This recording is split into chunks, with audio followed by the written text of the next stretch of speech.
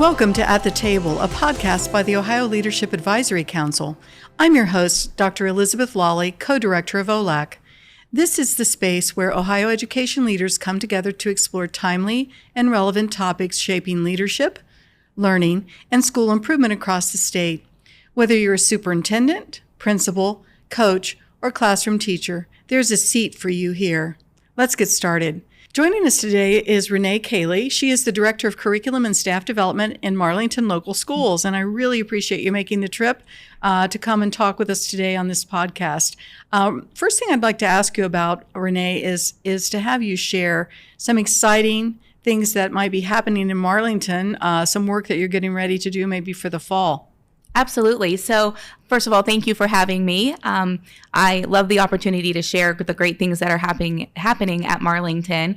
One of the things that I think we're most excited about leading into the fall is we are transitioning our engineering course into a true career tech pathway.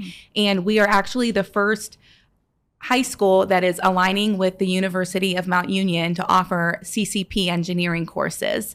And so our students, when they become juniors and seniors, those that are transitioning into that pathway, will have an opportunity to earn a CCP credit for Mount Union as a junior. And then the goal is when those juniors become seniors to add a second class for them to have the opportunity to utilize that CCP partnership with Mount Union. The other piece that I would say is we are also redoing that entire lab. So students will come in the fall to a brand new lab with new computers and desks and a whole re-envisioning of the space for them. That is piggybacking off of the transition to a new coding pathway that we also have at Marlington that we just finished year one of implementation of that. So we received the Career Tech Equipment Grant and we're able to utilize those funds to secure training for our teachers as well as update that space and provide a really forward-thinking and lab-like experience that students are participating in. And we belong to the Alliance Career Tech partnership, and so students from Alliance, Salem, and Marlington have access to those classes. The other thing I would say is that we just finished year one of our new core curriculum for ELA in K-5. We went with Benchmark Advanced, so as those across the state of Ohio know, that's an undertaking when you are implementing a new curriculum. So very proud of our teachers for being able to do that and our instructional coach and the support that she's provided throughout the school year for us to have a successful year one of implementation. And just a side note, since you mentioned literacy, when you started the science of reading, which is what has been actually required in the state of Ohio for teachers all the way through high school, we have to have that science of reading training. Whenever you started that with your elementary, as you were adopting the new materials that are on the approved list, how did that go?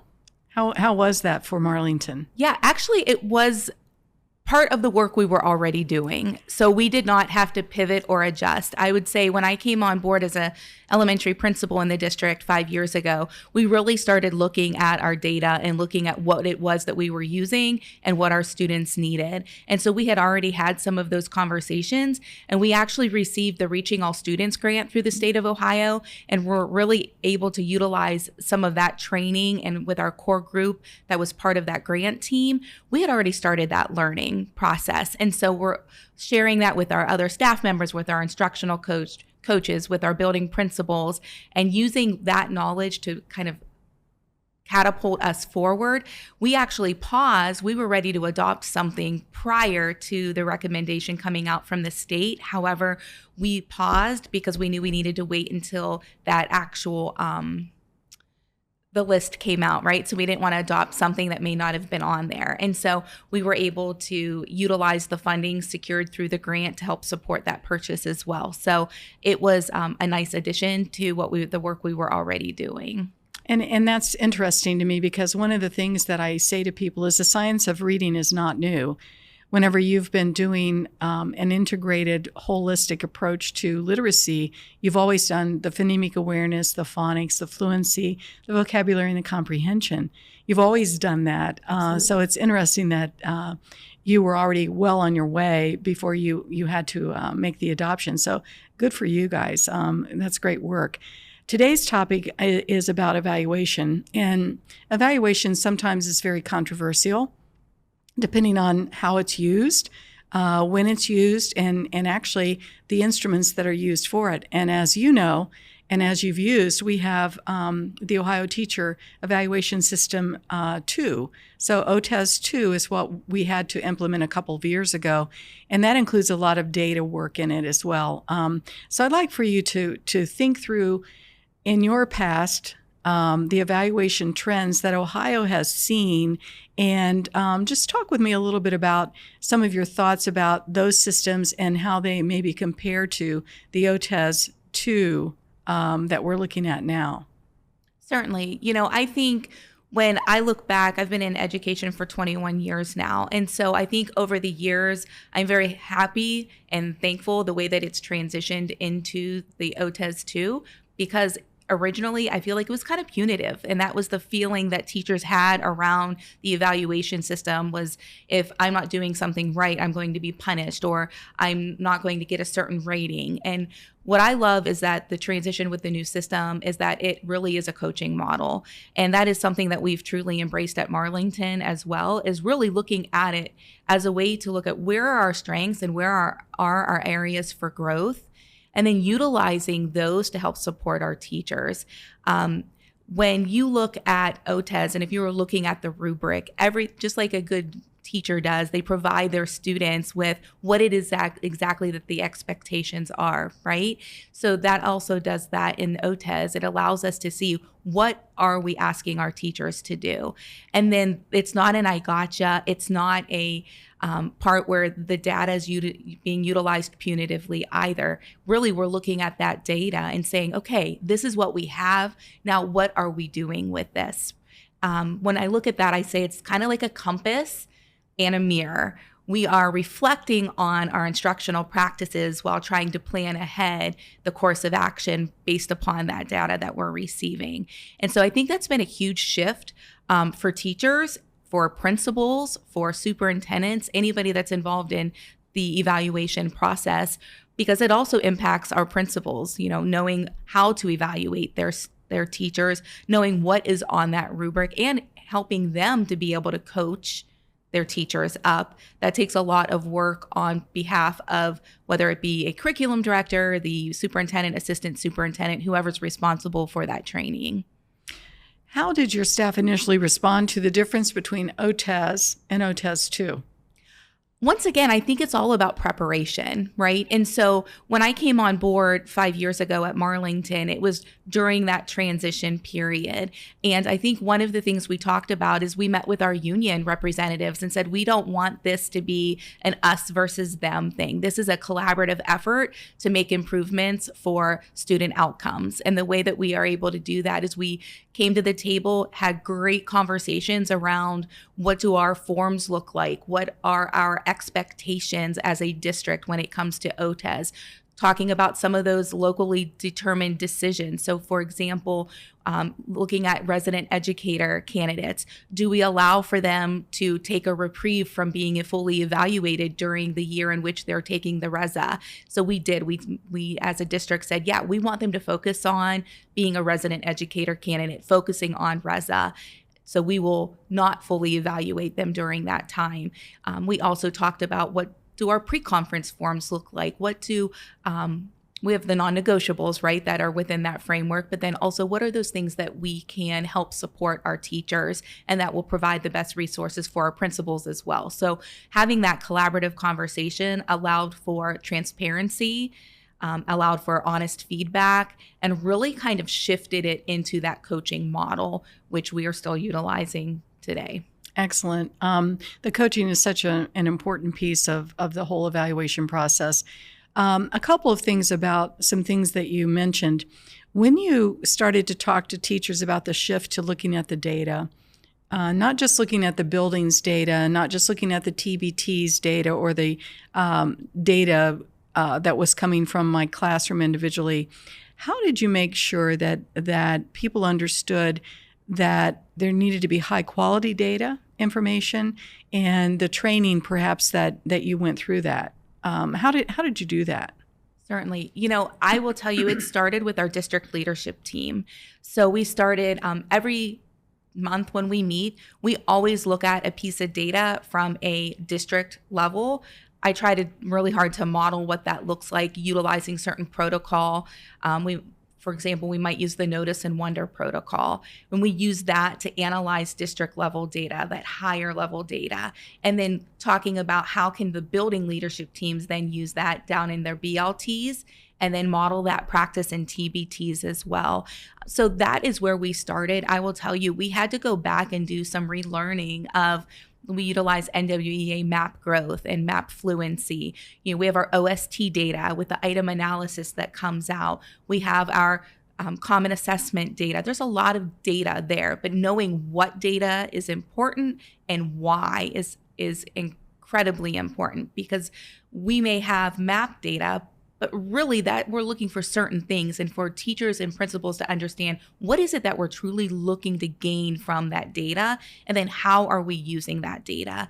We talk about OST data as well, making sure our teachers know it's kind of like an autopsy, right? We're going back and looking at how did our students do from the prior year, because we're looking at trying to look for instructional practices, consistencies, or inconsistencies. Where are we noticing gaps or areas of strength?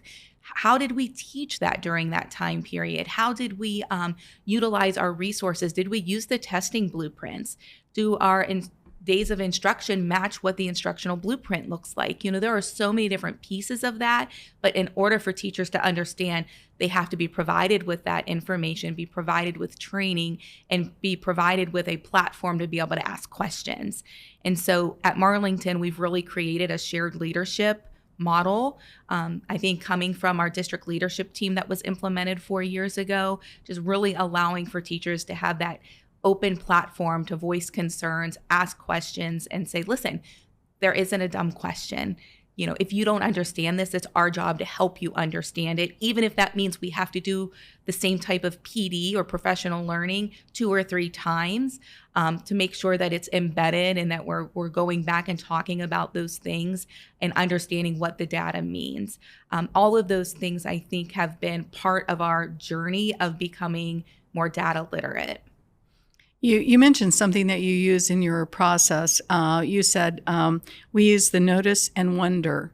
Can you talk a little bit about what you mean by that? Because I'm sure there are some people that don't experience that or know about that. Sure. There's so many different protocols that you can use. One of them being that notice and wonder. It's really a way to look at the data without any type of feeling. I try to say, what are we noticing and what are we wondering from the data? We're not getting too far into it. We're not getting into the weeds about all sorts of different conversations as to the whys. It's strictly overall, when you first glance at that data, what are you noticing? And what are you wondering? What do you want to know more about? And that really sets you up for conversations to start to dig deeper. And it's interesting because our notices and our wonderings at the beginning of our DLT process 4 years ago are incredibly different from our notice and wonders that are currently happening. I think that's just because we've learned and grown as a team, and we know we are now able to dig deeper, and we're not just looking at that superficial level of data. Thanks for taking us a little bit deeper into that. I know from my work with DLTs, BLTs, PLCs, whatever you want to call those leadership teams that we have where we're analyzing data, a lot of times we want to go to the, I think it happened because, instead of actually looking to see what the data are telling us. And this seems like a really good process that you have set up in Marlington. So that's really great that you're doing that, and that you can see the growth from the beginning of your use of it to today. Yes. And that's why you've become a much better school district over time because of that. Well, I'd love to share a story with you about one piece of data that we looked at our district leadership team that then got brought back into the buildings. We were looking at chronic absenteeism data. And one of the things that we know that, for students to want to come to school, they have to have relationships with students. We have to make them feel welcome and wanted within our buildings. And so one of the things that my high school staff did, which I thought was brilliant, was they took every student and put their name up on a board. And then each staff member came in and put their name next to the students that they felt they had a personal connection with. And then we looked not me because I didn't do that, but my high school principal and our school counselors looked at that list and then said, okay, these are students that we feel maybe don't have a connection yet. And so they worked very diligently and purposefully to ensure that those students that might not have too many names or maybe not at all had names next to them by the end of the year, so that those students, had a connection with somebody at the building.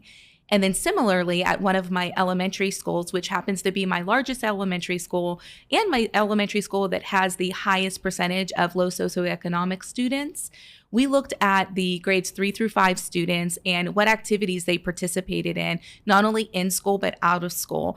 And alarmingly, we noticed that there were a lot of students that were not actively involved in any type of extracurricular outside of school. And then within elementary, noticing we had limited opportunities for them to participate in things at school as well. So what the school counselor did, along with the school principal and some of the teachers, were they created some different clubs within the school so that students could become more involved and really trying to expose them to more opportunities in that grades 3 through 5. And I will tell you, that building in particular went from almost a 30% chronic absenteeism rate, and right now they're at a 12%. And so once again, I think it's just showing that, we're looking at the data and using it for what's best for kids. That's a wonderful story, wonderful example. So many times we don't have those relationships with students, and we do see the difference in schools that have relationships with students and parents, yes, and schools that don't. Yes. You mentioned something also earlier about coaching.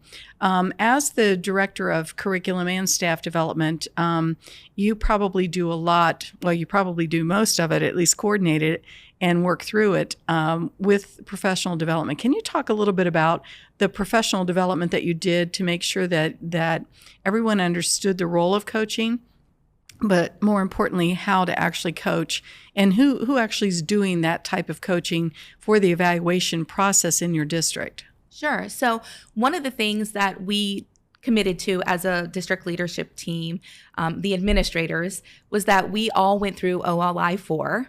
And so that was great for us because it allowed us to have common conversations and some common language to build off of. So we did that. And I just had 3 of my principals finish up last year, and I have my dean of students who was going through this year and next year. The other thing that we did was with my building administrators, we did calibration walkthroughs. And so I went alongside. So for example, we have 3 elementary schools. And so I took my 3 elementary principals along with myself, and we took time out of our schedules to go into each of the buildings and into some classrooms with teachers who were open to us coming in there and just doing some informal walkthroughs and some practice evaluations or observations. And then we would come together, look at that rubric and talk about, okay, where are we at? Where would you have rated this teacher? And had some open dialogue about what those expectations are and interpreting what those standards really mean within that rubric. We also did that as a whole team, admin team, as well as at one of our administrative meetings. We were able to look at how we're evaluating. We also, as an admin team, brought up some examples of feedback that we were providing to teachers. And so looking from building to building, like I said, we have 3 elementary schools, a middle and a high school. So we went into OTES, took the feedback that they were providing teachers, took any identifiable information off of that, and then shared it with my team and said, okay, let's talk about how we are providing this feedback. What type of verbs are we using? What type of actionable steps are we giving to our teachers? And that's part of building my team up as those coaches. And what is the language that we are using? Is it consistent? Are we reflecting on the work that we're doing, and is it non-judgmental and strictly based upon observational data? And so those have been some great conversations with my admin team. And sometimes when they're struggling maybe with evaluating a teacher and like maybe the words that they want to use or the feedback they want to give, I'll meet with them one-on-one and be able to coach them and provide them that dialogue as well. I think the other part of that is just having those informational sessions at the beginning of the year, just making sure that teachers understand OTES, understand what HQSD is, understanding, what it means to analyze their data. That's not a one and done. We're doing that consistently and having that dialogue so that teachers understand this isn't something that's going away, but then that also we're using that data to plan for our professional learning. So if we notice that we are lacking somewhere, we're going to utilize that data to then provide professional learning opportunities for our teachers. One of those being at the elementary level, we noticed that we were struggling a little bit with some of our sounds. And so I had my speech and language pathologist, along with the instructional coach, do a session with my K-2 teachers. And we bought them little mirrors and everything that they could use to really practice some of their letter sounds, because some of them are tricky, especially if you've been doing it a while, you might get a little laxed, or if you're a new teacher and you're not quite sure. So this allowed for us to be consistent in how we were instructing our kiddos, so then we would have better outcomes for our students when it came to being able to pronounce the letters and their word patterns. When you have a staff member, you talked a lot about coaching all staff. When you have a staff member that's struggling, could be a new teacher, could be a senior teacher, what kind of supports do you provide for them through the evaluation process? Sure. So we have lots of different opportunities. We've utilized the OLAC modules, some of the different videos throughout for specific things for some of those teachers. We also have an instructional coach at our K-5 level. So the principals will work collaboratively with that instructional coach if we're noticing a specific area in which we want that teacher to grow, and we'll have her go in and co-plan and co-teach with that teacher with an emphasis on whatever that focus area is. We also do things where we've done fishbowl activities, where we've done modeling of best practices. We've had a teacher go in and observe another teacher, even in another district. If we maybe don't have that particular need in our district, and we had a brand new teacher going through resident educator, and her mentor wanted to take her to another district to be able to see someone else. And absolutely, we support that type of collaboration as well. And we have a great partnership with our neighboring districts that allows us to do that. Even just the informal plans, right? Nobody really wants to talk about improvement plans, but we utilize informal, we call them, so they're not necessarily in the or OTES platform. This allows us to focus on maybe 1, 2, or 3 goals, and then measure progress towards those goals. And it also holds the principals accountable for providing those resources, because with it being that coaching model, we want to make sure that we are providing every resource possible, every learning opportunity possible for our teachers to be successful. And so this holds kind of everybody accountable in making that progress towards those goals. Many times my principals wouldn't show up for the professional development. And it became a very sore subject with teachers as well as with me. So I ended up having to go to the superintendent to ask that principals be required to come, because they need to see what the teachers are doing inside the classroom in order to evaluate the teacher fairly. Do you have any experience with making sure that principals are part of the professional development, not back in their office working because it's a day where the teachers are out of the building? And it becomes really a positive thing once they attend, but getting them to attend sometimes is like, pulling my teeth. Yeah, so sure. Do you have any suggestions for schools that suffer with that? Yeah, I think once again, it starts at that district leadership team level, and the fact that we truly are focusing on shared leadership.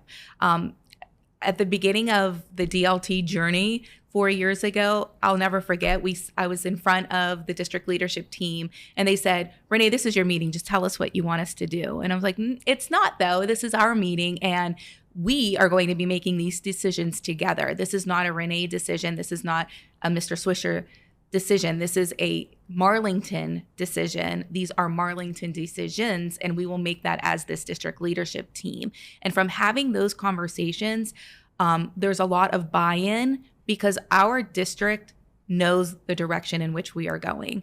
Our staff, our principals, we know the direction, we know our goals, we know how we're trying to get there, and we know the collective effort that it's going to take for us to do that. And I think that by having those open conversations about expectations, we talk about professional learning at our admin meetings. We talk about the why behind it. Why are we having this particular professional learning opportunity for our teachers?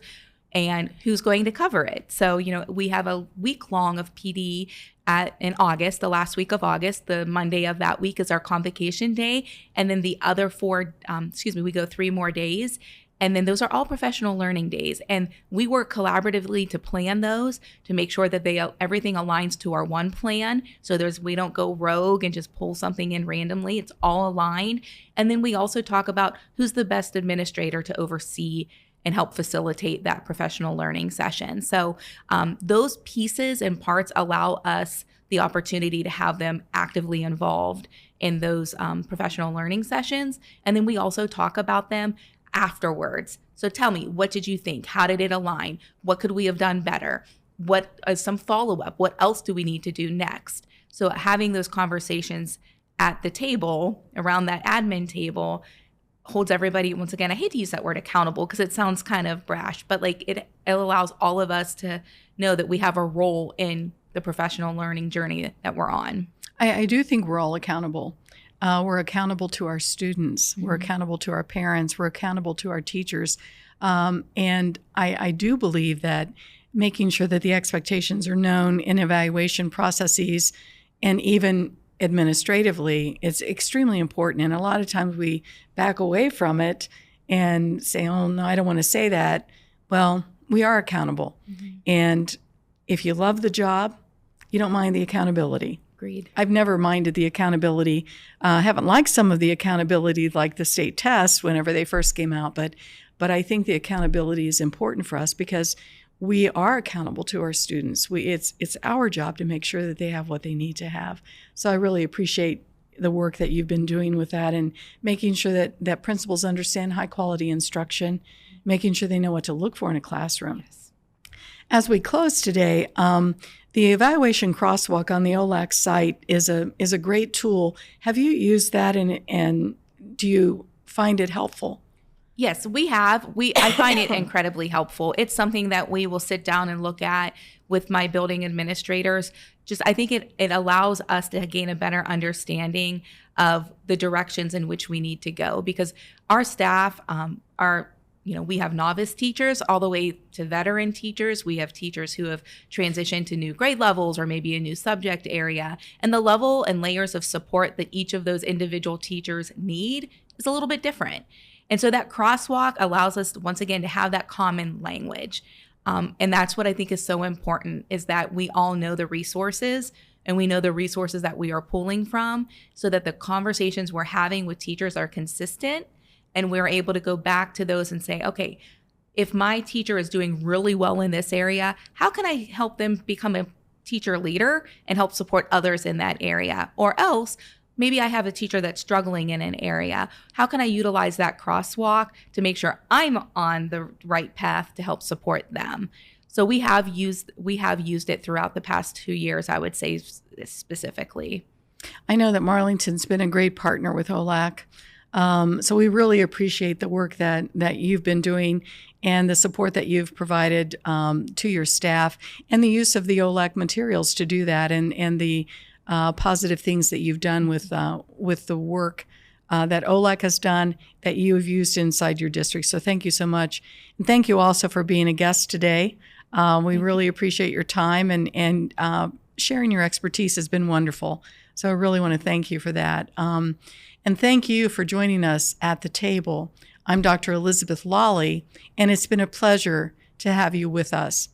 If you found today's conversation valuable, be sure to subscribe and share with your colleagues.